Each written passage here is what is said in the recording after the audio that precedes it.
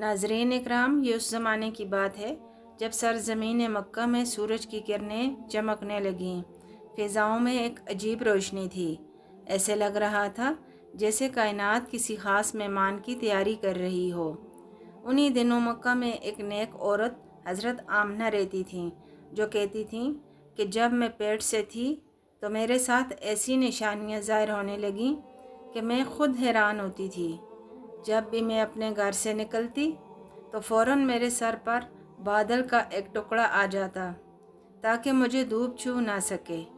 اگر میں پانی بھرنے کے لیے کنویں کی طرف جاتی تو راستے میں درختوں کی شاخیں جھک جاتی جیسے مجھے سلام کر رہی ہوں۔ حضرت آمنہ فرماتی ہیں کہ جب میں کنویں کے قریب جاتی تو پانی خود بخود اوپر آ جاتا، یہاں تک کہ وہ کنویں کے منہ تک آ جاتا، تو اس طرح مجھے پانی بھرنے میں کوئی تکلیف نہ ہوتی۔ مکہ کی عورتیں مجھے کنویں کے پاس روک لیتیں اور کہتیں، اے آمنہ، کچھ دیر اور رکو، تمہارے جانے سے پانی نیچے چلا جائے گا اور ہمیں پانی بھرنے میں مشکل ہوگی۔ یہ سب دیکھ کر حضرت آمنہ حیران رہتیں کہ یہ سب کچھ میرے ساتھ ہی کیوں ہو رہا ہے، اور پھر وہ فرماتی کہ میں نے اکثر عورتوں سے سنا ہے ان 9 مہینوں میں طبیعت عجیب رہتی ہے، سر درد، بخار، الٹی، بدن میں درد، لیکن مجھے ان 9 مہینوں میں اللہ تعالیٰ نے ایسی رحمت فرمائی کہ مجھے ان میں سے کوئی تکلیف نہ ہوئی، نہ کبھی سر درد ہوا اور نہ ہی بخار اور الٹی۔ مجھے کمزوری بالکل محسوس نہیں ہوتی تھی۔ میں خود سوچتی کہ میرے ساتھ ایسا کیوں ہو رہا ہے۔ اسی دوران حضرت آمنہ کو کئی خواب بھی آئے۔ ایک دن انہوں نے خواب میں دیکھا کہ ان کے بدن مبارک سے روشنی نکل رہی ہے اور وہ روشنی ساری دنیا کو روشن کر رہی ہے۔ اس خواب کے بعد ان کو یقین ہو گیا کہ ان کے پیٹ میں پل رہا بچہ کوئی عام انسان نہیں ہے، بلکہ اللہ تعالیٰ کا خاص بندہ ہے۔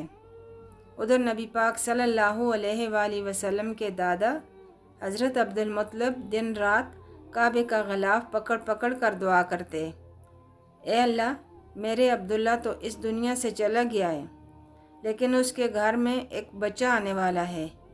اے اللہ پاک، تو اس بچے کی حفاظت فرما تاکہ میرے بیٹے کی نسل آگے چلے۔ حضرت محمد صلی اللہ علیہ وآلہ وسلم کے چچا بھی بہت انتظار کر رہے تھے کہ کب عبداللہ کی اولاد اس دنیا میں آئے گی۔ اسی دوران وہاں یہودیوں میں ہلچل مچ گئی۔ ان کی مقدس کتاب تورات میں لکھا تھا کہ جب آخری نبی کی ولادت قریب ہوگی تو 10 دن پہلے آسمان میں ایک خاص لال رنگ کا تارا چمکے گا۔ جب حضرت محمد صلی اللہ علیہ وآلہ وسلم کی پیدائش میں صرف 10 دن باقی رہ گئے تو وہی تارا آسمان میں نمودار ہو گیا۔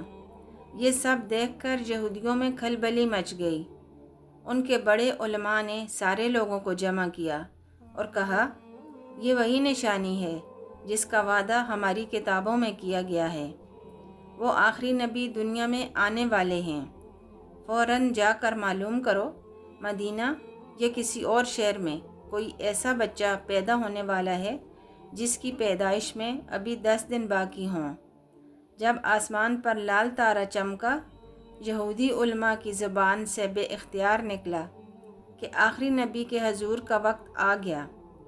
فوراً کچھ یہودیوں کو مدینے کی طرف بھیجا گیا تاکہ معلوم کر سکیں کہ کسی گھر میں ایسا بچہ پیدا ہونے والا ہے جس کی نشانیاں ہماری کتابوں میں پیشگوئی کے مطابق ہوں۔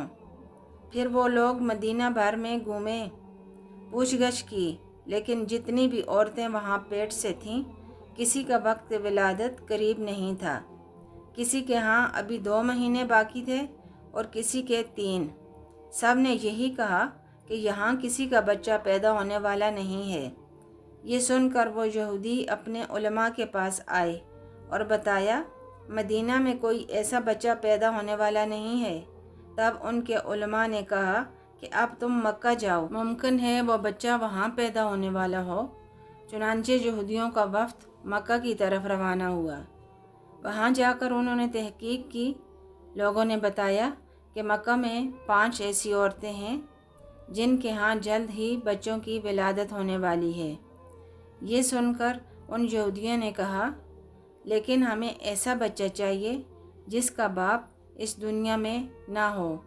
جواب ملا، ہاں، ادھر حضرت عبد المطلب کا پوتا پیدا ہونے والا ہے جس کا باپ چند ماہ پہلے فوت ہو چکا ہے۔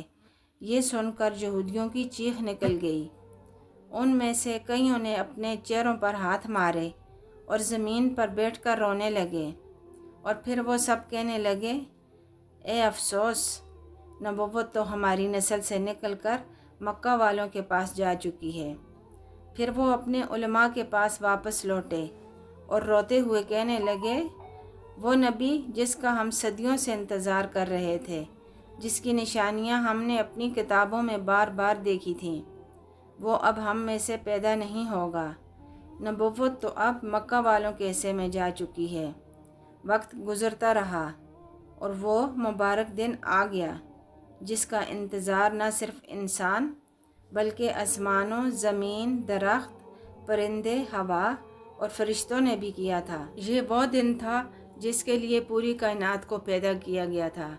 اگر وہ نہ آتے تو شاید آسمان، زمین، سورج، ہوا، پرندے، درخت کچھ بھی نہ ہوتا۔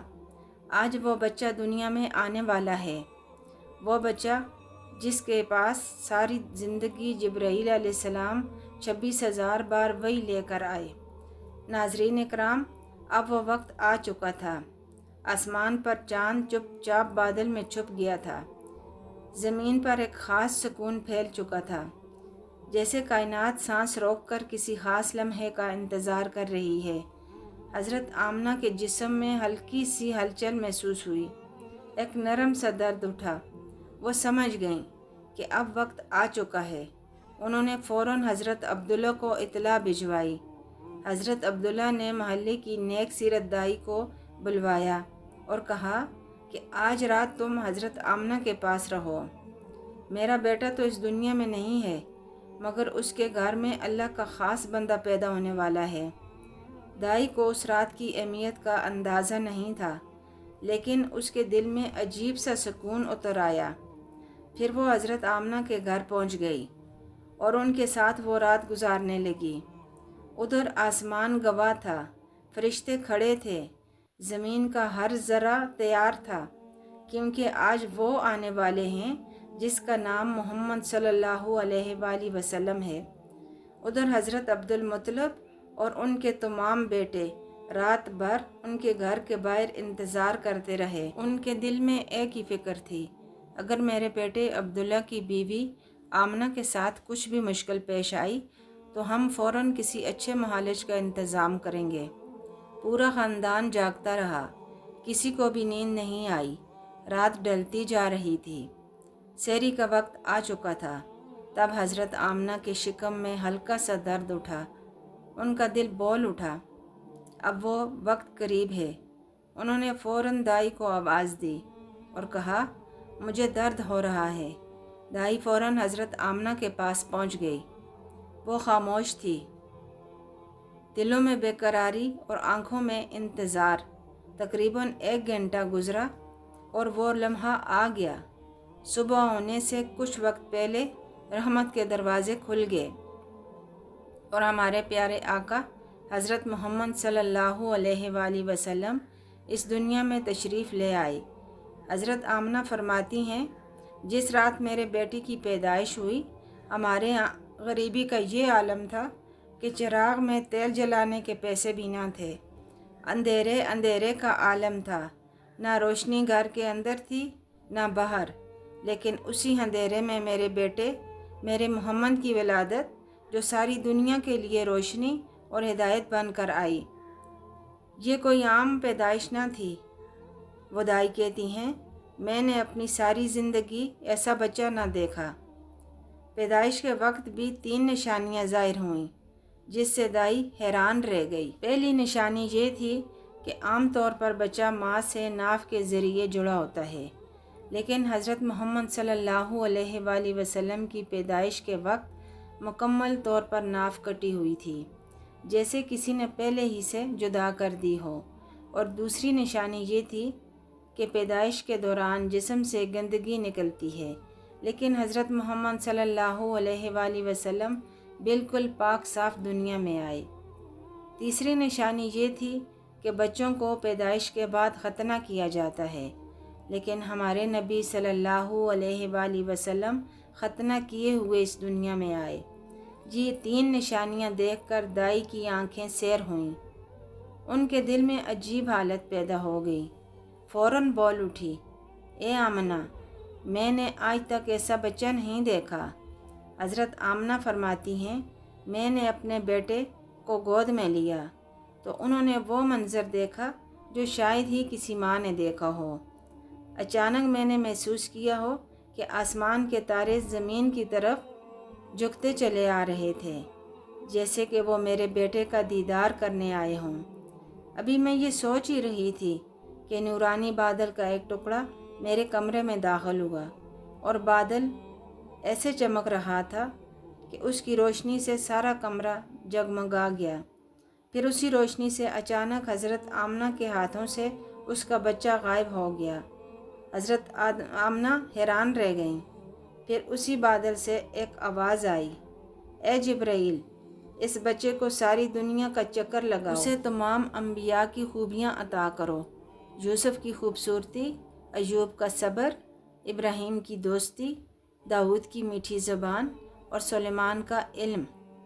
پھر وہ نورانی بادل کمرے سے چلا گیا، اور پھر جب حضرت آمنہ نے دیکھا کہ ان کا بیٹا پھر سے ان کی گود میں آرام سے لیٹا ہوا تھا، مسکرا رہا تھا، صبح ہونے ہی والی تھی۔ دائی نے دروازہ کھولا اور دوڑتی ہوئی حضرت عبدالمطلب کے پاس آئی اور کہا، اے عبدالمطلب، مبارک ہو، تمہارا پوتا ہوا ہے۔ ایک پل میں حضرت عبدالمطلب کی ساری تھکان چلی گئی اور آنکھوں سے آنسو بہنے لگے۔ عبدالمطلب نے کہا، جلدی سے مجھے میرا پوتا لاؤ۔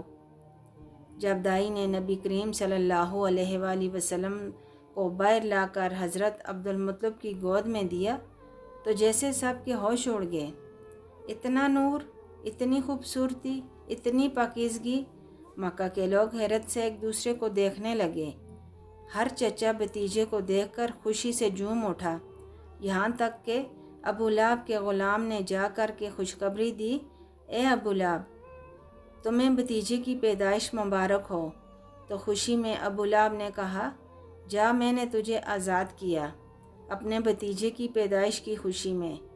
ایسا نور، ایسی برکت، ایسا اثر کہ جس کے دل میں ذرا سی بھی انسانیت تھی تو وہ خوشی سے جھوم اٹھا تھا۔ حضرت عبدالمطلب کافی بزرگ تھے، لیکن پوتے کی محبت اور خوشی ایسی غالب آئی کہ پاؤں میں جوتے پہنے بغیر نبی پاک صلی اللہ علیہ وآلہ وسلم کو گود میں لے کر کعبے کی طرف گئے۔